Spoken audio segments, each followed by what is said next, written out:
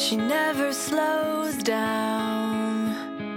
She doesn't know why, but she knows that when she's all alone, feels like it's all coming down. She won't turn around. The shadows are long and she fears if she cries that first tear, the tears will not stop raining down. So stand in the rain, stand your ground, stand up when it's all crashing down. You stand through the pain. Hi everyone, so this is going to be my labor and delivery story. I've already recorded this once, however it was 20 minutes long, so I kind of want to shorten it.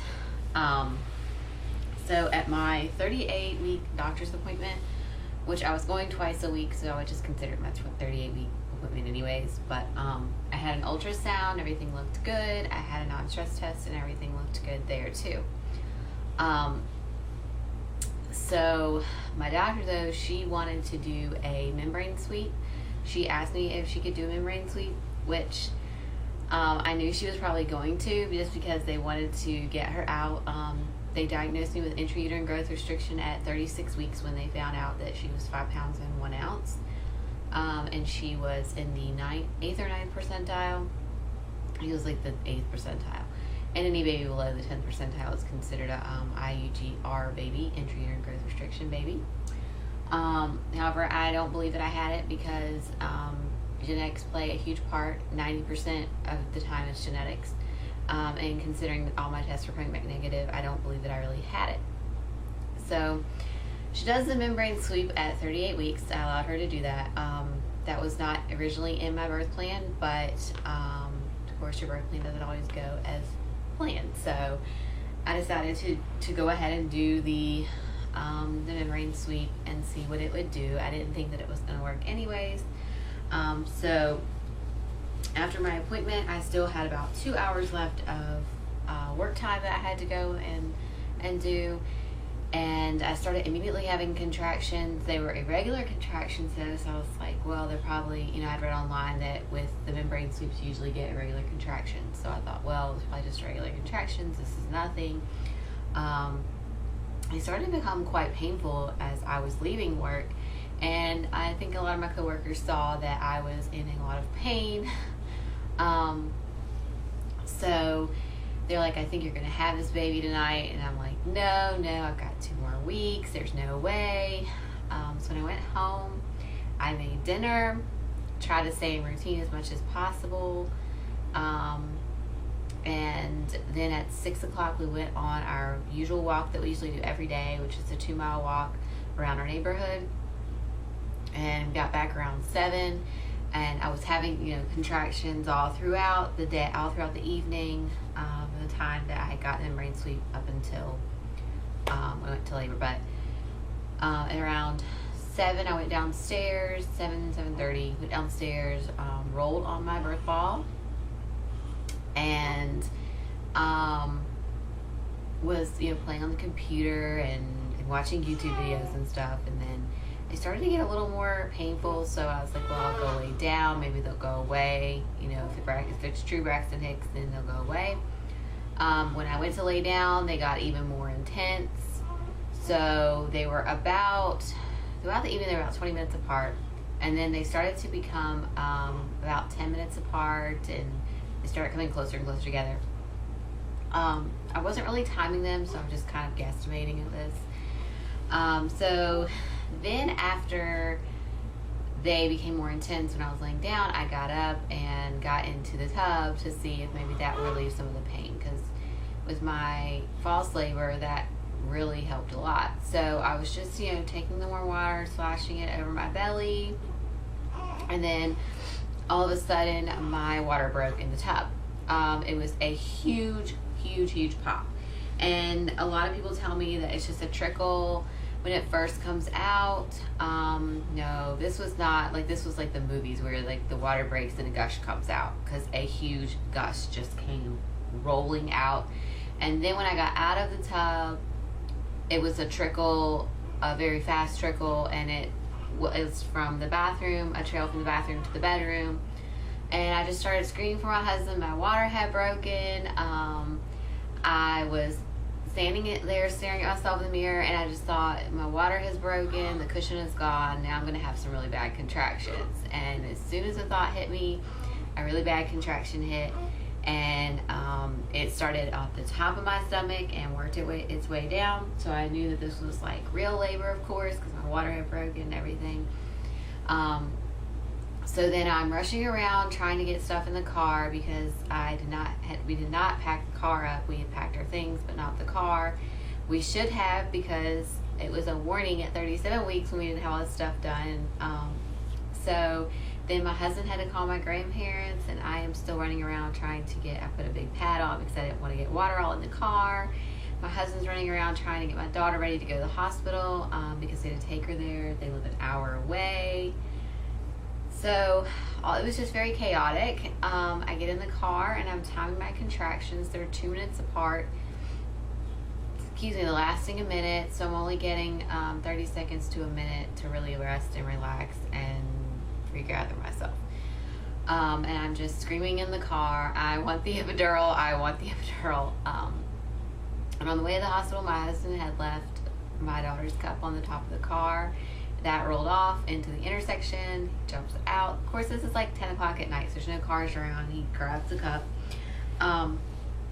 Just very, very chaotic. So we get to the hospital about 10:15 or so. We have to check in through the ED.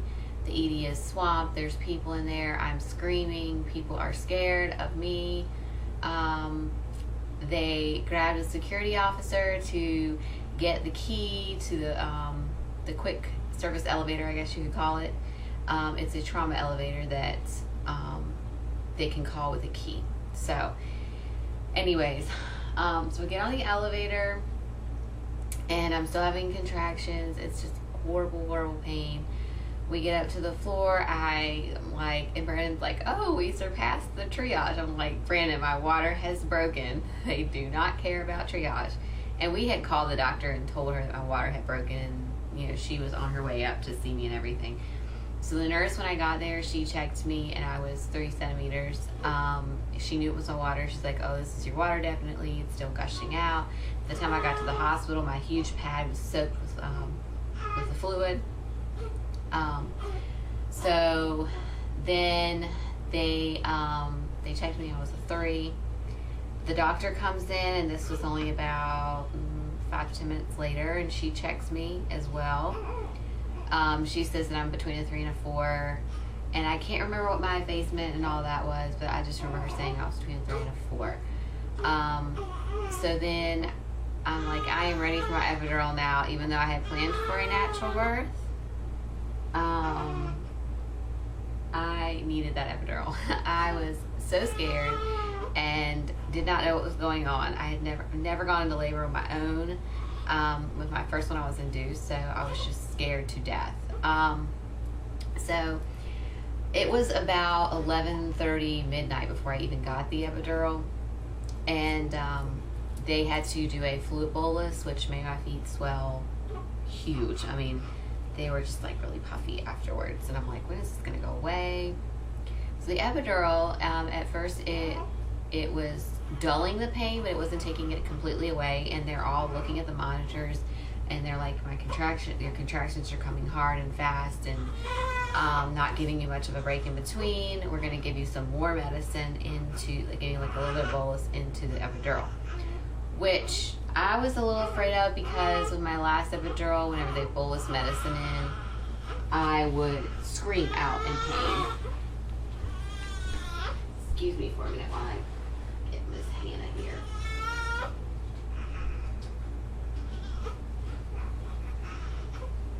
Come on, Hannah.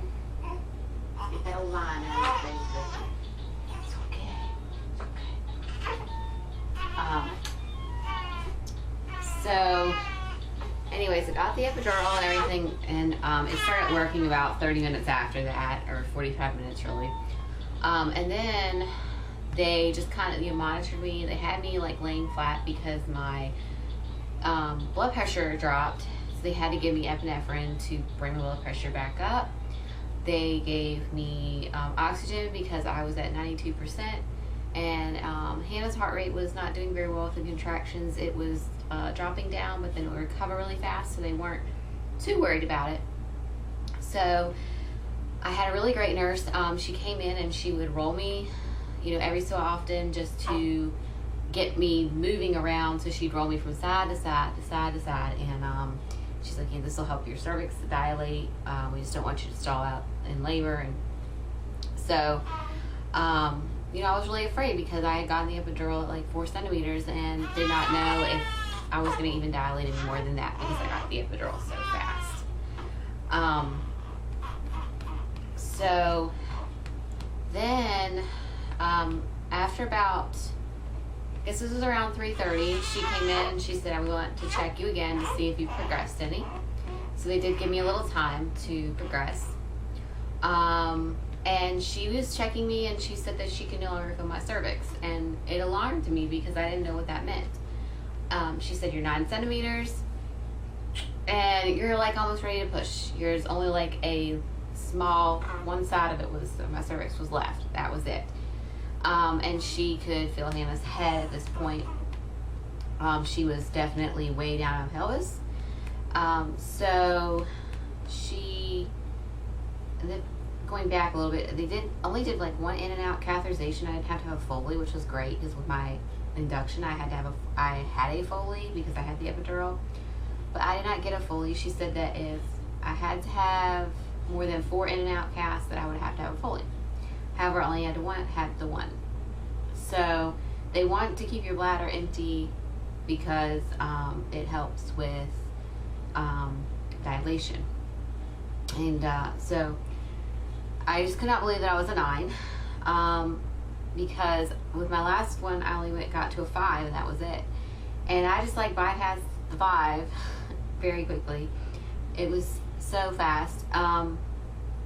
So then she called the doctor and the doctor said, well, I'll be there when, she is delivering. So I was just ecstatic and a little nervous at the same time because I had heard stories of people getting to a 10 and then not being able to push the baby out.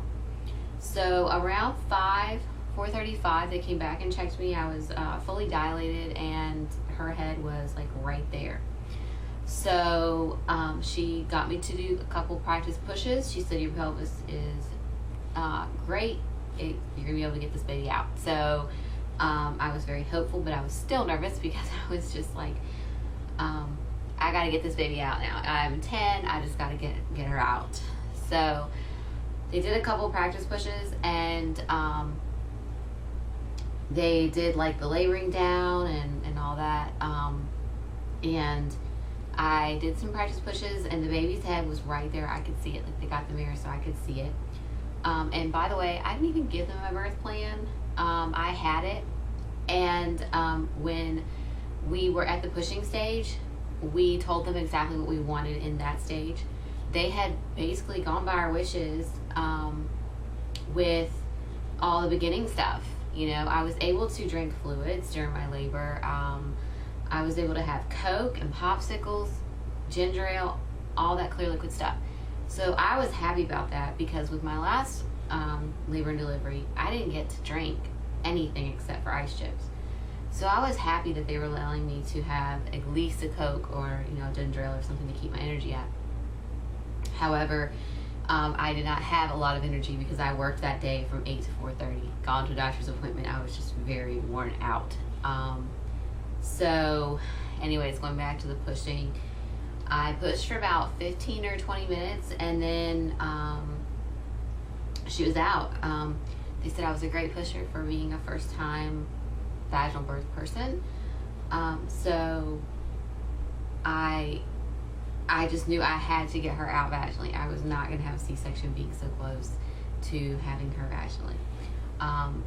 My doctor was just wonderful. When I first came in, she helped me breathe through the contractions. She stayed with me.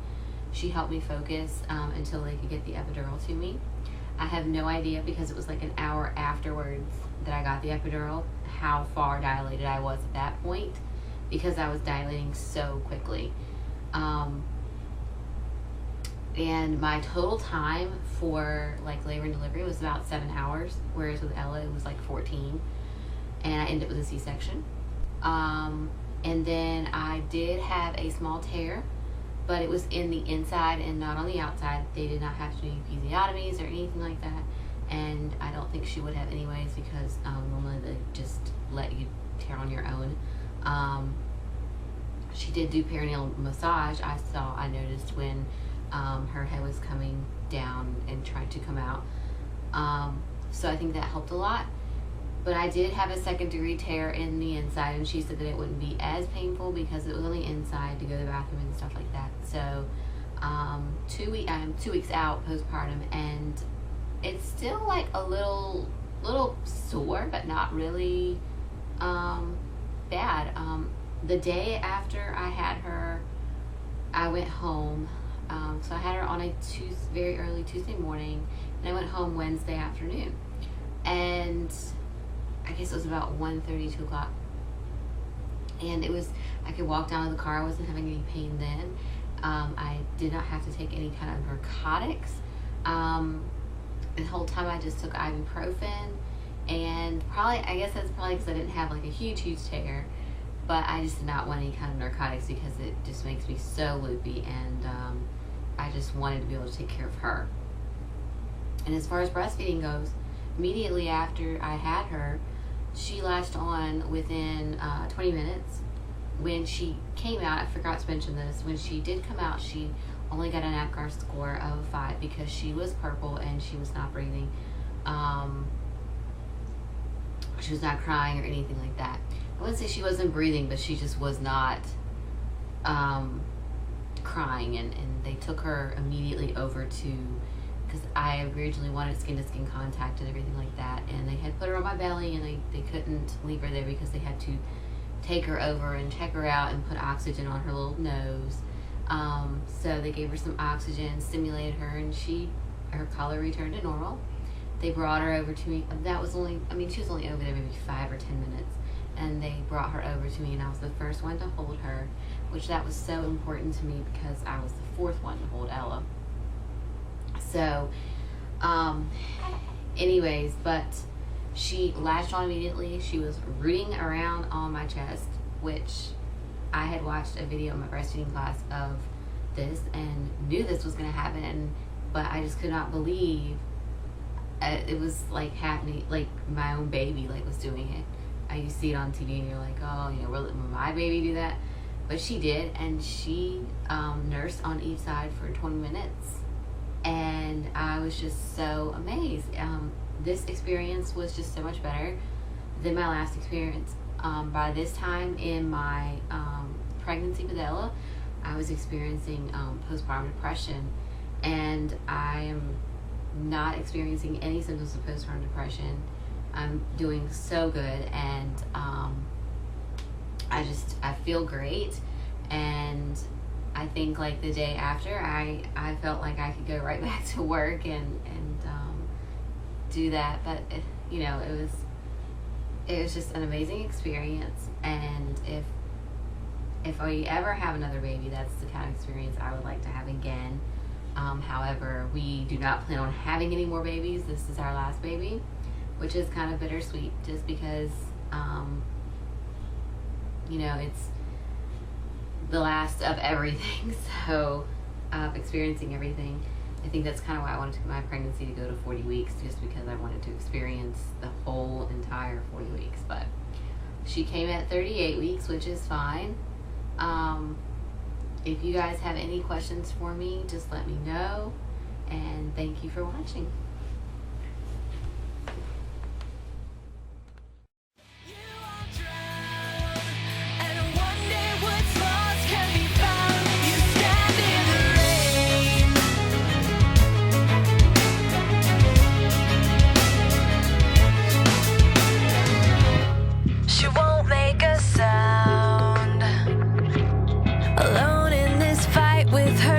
And the fears whispering if she stays.